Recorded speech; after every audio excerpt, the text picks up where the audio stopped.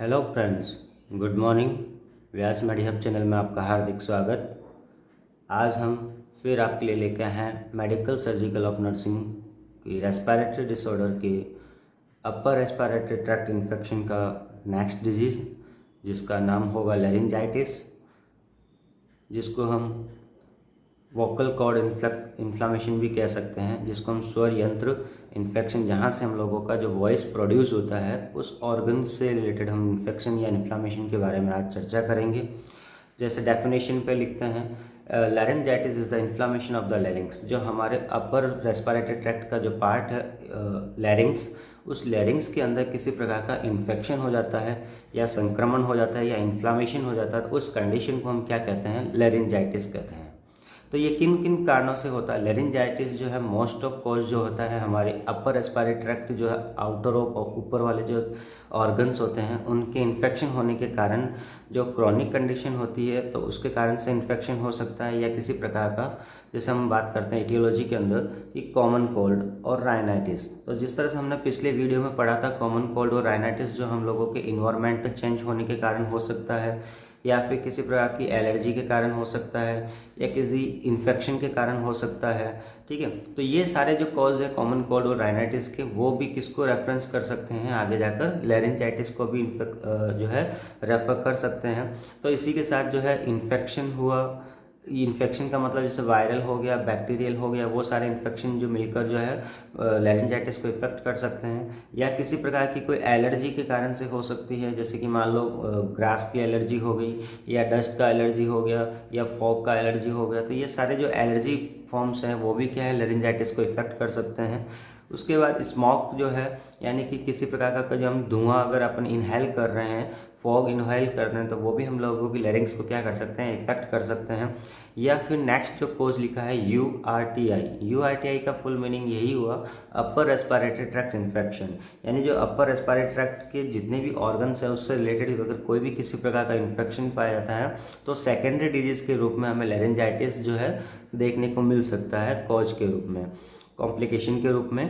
तो अब हम बात करते हैं लैरिंजाइटिस के कितने प्रकार होते हैं, यानी किन किन टाइप से इसको लैरिंजाइटिस जो है इफेक्टिव कर सकता है। तो नंबर 1 इफेक्टिव के आधार पर ये 2 प्रकार के होते हैं। नंबर 1 कंडीशन होती है एक्यूट कंडीशन, जो, और सेकंड कंडीशन होती है क्रॉनिक कंडीशन। तो एक्यूट कंडीशन में क्या होता है, जो फर्स्ट टाइम या सडनली अगर किसी प्रकार का लैरिंग्स इफेक्ट हो रहा है या लैरिंग्स जो है इन्फेक्टेड हो रहा है, तो उस कंडीशन में कहेंगे एक्यूट लैरिंजाइटिस। और क्रॉनिक कंडीशन लैरिंजाइटिस के अंदर कहेंगे जिसमें बार बार फ्रिक्वेंटली जो है बार बार लैरिंग्स जो है हमारा इन्फेक्ट हो रहा है या इन्फ्लामेशन हो रहा है, तो उस कंडीशन को हम कहेंगे क्रॉनिक लैरिंजाइटिस। तो हमारे यहाँ पे लैरिंजाइटिस को हमने 2 प्रकार से डिस्क्राइब किया है। Number 1 acute laryngitis, second is the chronic laryngitis. तो एक्यूट लैरिंजाइटिस जो होगा वो सडन या फर्स्ट टाइम जो लैरिंग्स अगर इन्फेक्टेड होता है तो उस कंडीशन को हम कहते हैं एक्यूट लैरिंजाइटिस, जिसकी प्रीवियस हिस्ट्री नहीं है। फर्स्ट टाइम जो है पेशेंट जो है अपना कंप्लेन कर रहा है कि मेरे लैरिंग्स के अंदर अभी अचानक से मेरा इन्फेक्शन हुआ है, तो वो अगर कंडीशन होती है तो उसको हम एक्यूट लैरिंजाइटिस कहते हैं। और सेकंड जो है क्रॉनिक लैरिंजाइटिस, जिसको हम सेकेंडरी डिजीज़ भी बोल सकते हैं, या लंबे टाइम तक जो है लैरिंग्स के इन्फेक्शन होने यानी ट्रीटमेंट लेने के बाद भी पेशेंट का जो है रिकवर नहीं हो पा रहा है, तो क्रॉनिक लैरिंजाइटिस बोल सकते हैं। या फिर बार बार फ्रिक्वेंटली जो है बार बार जो है लैरिंग्स जो है इन्फेक्टेड हो रहे हैं, तो उस कंडीशन को कह सकते हैं क्रॉनिक लैरिंजाइटिस। अब हम बात करते हैं साइन एंड सिम्टम की। तो पेशेंट की जो लैरिंजाइटिस वाले पेशेंट जो होगा तो उसके अंदर सबसे पहले बात होगी हॉर्सनेस ऑफ वॉइस, यानी कि उसकी जो वॉइस है, यानी कि जो लैरिंग्स का मेन फंक्शन ही है वॉइस को प्रोड्यूस करना, तो वही इन्फेक्टेड हो जाएगा तो क्या होगा? हॉर्सनेस ऑफ वॉइस, यानी उसकी जो वॉइस क्या हो जाएगी, एक चेंज हो जाएगी, जो घोड़े की आवाज़ की जैसी लगभग, जिसको हम बोल सकते हैं वाइल्ड यानी कि जाड़ी टाइप की जो है आवाज़ निकलना शुरू हो जाएगा। Next second in symptom dysphagia, यानी कि पेशेंट जब कोई किसी प्रकार का खाना खाएगा या निगलने की कोशिश करेगा, बलगम को निगलने की कोशिश करेगा, तो उसको क्या होगा? डिफ़िकल्टी प्रोड्यूस होगा, डिफ़िकल्टी होगा। तो डिस्फेजिया का मीनिंग यही हुआ, difficulty is the swallowing. Next है ड्राई कफ, यानी कि पेशेंट को जब बार बार लैरिंग्स के अंदर इरिटेशन होगा, इरिटेशन के कारण से उसकी जो कफिंग, जो खांसी के रूप में जो प्रोड्यूस आवाज़ वॉइस निकलेगी, तो वो ड्राई कफ के रूप में निकलेगा। नेक्स्ट, पेशेंट के अंदर किसी प्रकार का इन्फेक्शन हो रहा है तो जनरल सी बात है कि उसको अलार्म साइन तो दिखेगा ही दिखेगा। तो फीवर पेशेंट को अंदर देखने को मिल सकता है, और साथ में ही इन्फ्लामेशन हो रहा है तो जो लैरिंग्स है, तो लैरिंग्स के आसपास जो है क्या हो जाएगी, स्वेलिंग हो जाएगी, जिसको हम लैरिंजियल एडिमा के रूप में कह सकते हैं। तो और ऐसी कंडीशन में जो मरीज़ होगा वो खाना खाने में असमर्थ होगा, यानी कि डिसेबल होगा, क्योंकि उसको भूख लगेगी लेकिन वो कोई खाने खाने की इच्छा नहीं होगी, डिजायरेबल ऑफ एपेटाइट नहीं होगा, तो लॉस ऑफ एपेटाइट की कंडीशन भी होगी, जिसको हम एनोरेक्सिया भी कह सकते हैं। और इन सब लक्षणों के कारण से पेशेंट जो है इरिटेट होगा, स्ट्रेस में होगा, मेलाजी यानी थकावा महसूस करेगा। तो ये सारे साइन सिम्टम जो है हमें लेरिंजाइटिस वाले पेशेंट के अंदर देखने को मिलेंगे। अब हम बात करते हैं कि लेरिंजाइटिस वाले पेशेंट का हम डायग्नोसिस किस तरह से करेंगे, यानी कि हम लोगों के पास जब पेशेंट आता है लेरिंज इन सारे लक्षण से डिस्प्ले करते हुए हमारे पास जब पेशेंट आएगा, तो हम उसका डायग्नोसिस किस तरह से करेंगे जिससे हमें पता चले कि पेशेंट को लेरिंजाइटिस है या नहीं है। तो फर्स्ट है जो है डायग्नोसिस हमारा हिस्ट्री कलेक्शन, जिसमें हम लोग पेशेंट का इंटरव्यू टेक्निक के साथ हम सब्जेक्टिव और ऑब्जेक्टिव डाटा जो इन्फॉर्मेशन लेंगे, जिसमें हम पेशेंट को सब्जेक्ट मतलब पेशेंट से भी कुछ ना कुछ पूछ के जो उसके सिलेक्शन है, कंप्लेन है, उसके बारे में पूछेंगे। और ऑब्जेक्टिव डाटा में जैसे कि नर्स जो हेल्थ केयर वर्कर है वो उसको ऑब्जर्व करके पेशेंट की जो जितनी भी कंप्लेंट्स है उसको क्या करेगी, ऑब्जर्व करेगी। इसके बाद सेकंड अपना है फिजिकल एग्जामिनेशन।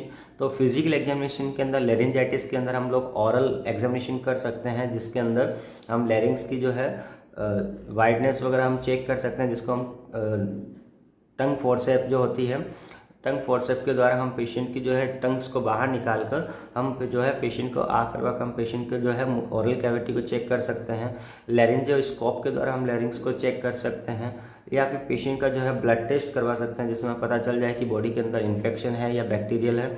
उसके बाद पेशेंट जो भी हमें सिम्टम्स बता रहा है, यानी कि जिस प्रकार से जो लक्षण बता रहा है उसको सिम्टोमेटिक हम एग्जामिनेशन कर सकते हैं। जैसे कि फीवर बता रहा है तो हम बॉडी टेम्परेचर को चेक कर सकते हैं। इसके अलावा पेशेंट अगर डिस्फेजिया बता रहा है कि उसको निगलने में परेशानी हो रही है, तो हम लोग उसको ऑरल चेक कर सकते हैं, या पेशेंट का जो स्पूटम कल्चर के लिए हम उसको जो है एडवाइस कर सकते हैं। तो ये सारे जो डायग्नोसिस है पेशेंट को हम चेक करके हम पेशेंट का जो प्रोविजनल डायग्नोसिस है लेरिंजाइटिस का वो निकाल सकते हैं। इसके बाद बात आती है कि हम पेशेंट का मैनेजमेंट किस तरह से करेंगे। तो अब हम देखते हैं कि पेशेंट को क्या क्या मेडिकल मैनेजमेंट की आवश्यकता होगी, वो क्या क्या उसको सर्जिकल आवश्यकता होगी, या क्या क्या जो है नर्सिंग मैनेजमेंट की आवश्यकता होगी। तो आइए देखते हैं।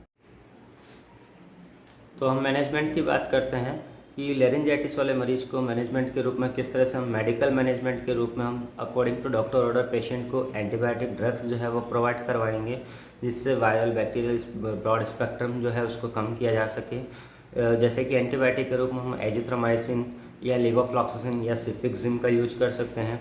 इसमें नेक्स्ट अपना according to doctor order anti allergic drugs जो है पेशेंट को प्रोवाइड कर सकते हैं, जिसमें किसी प्रकार की एलर्जी से हम लोग उसको पेशेंट को प्रिवेंट कर सकते हैं। और नेक्स्ट जो है according to doctor order anti histamine drugs जो है पेशेंट को प्रोवाइड कराएंगे।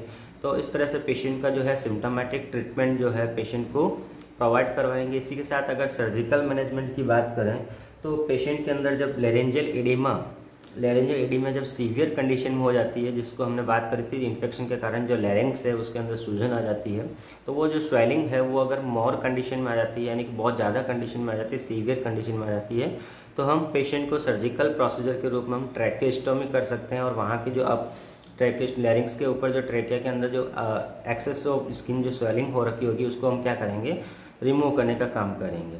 तो इसी के साथ लैरिंजियल पेशेंट का जो नर्सिंग मैनेजमेंट होगा, तो नर्सिंग मैनेजमेंट के अंदर हम पेशेंट को एक नर्स जो है पेशेंट को ये एडवाइस करेगी कि कम से कम वो बातचीत करे, स्पीच करे, जिससे ज़्यादा से ज़्यादा वो उसको लिखने के लिए इंकरेज करेगी नर्स जो है, यानी कि अगर ज़्यादा बोलेगी तो वॉइस जो है ज़्यादा इफेक्टेड होगी और लैरिंग्स जो है बहुत ज़्यादा इन्फेक्टेड हो सकते हैं। इसी के साथ जो पेशेंट जो अगर मान लो कोल्ड इन्वायरमेंट के अंदर है, सर्दी के मौसम में है, तो हम उसको वेपराइज़र या ह्यूमिडिफायर का यूज करने के लिए हम पेशेंट को एडवाइस कर सकते हैं। और पेशेंट को जो है एयर कंडीशनर से बचने के लिए हम उसको प्रेफर कर सकते हैं कि तुम्हें एयर कंडीशन वाली जगह पर नहीं जाना है। इसी के साथ जो है हम पेशेंट को कह सकते हैं कि इस ड्यूरिंग अपने लैरिंजाइटिस पीरियड्स के अंदर स्मोकिंग करने के लिए भी हम अवॉइड कर सकते हैं, या कोल्ड ड्रिंक्स वगैरह जो पीने के लिए उसको भी हम अवॉइड कर सकते हैं।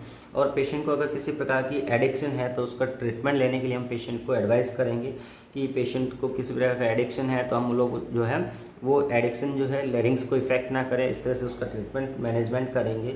और पेशेंट को जो है मान लो कि पेशेंट अगर एलर्जी से बचने के लिए कहेंगे कि उसको जो है प्रॉपरली जो है अपना हैंड वॉश करें, न्यूट्रिशनल डाइट ले, ठीक है। इसके अलावा हम पेशेंट को कहेंगे कि स्पीच कम करे, कि हाइजीन मेंटेन बनाए रखे। तो ये सारा जो पेशेंट को नर्सिंग मैनेजमेंट के रूप में एक नर्स जो है पेशेंट को एज ए हेल्थ एजुकेशन के रूप में पेशेंट को इन्फॉर्मेशन देती है और साथ में पेशेंट को रिकवर होने में सहायता करती है। तो ये हमारा जो वीडियो था लैरिंजाइटिस से इफ़ेक्ट होने वाले पेशेंट के ऊपर as a symptomatic clinical study है, जिसको हम पढ़कर हम अपना नॉलेज को गहन कर सकते हैं और आगे की तरफ रेस्पिरेटरी की जो नेक्स्ट डिसऑर्डर होगा वो नेक्स्ट वीडियो में आपको सबमिट कर दिया जाएगा। Thank you very much.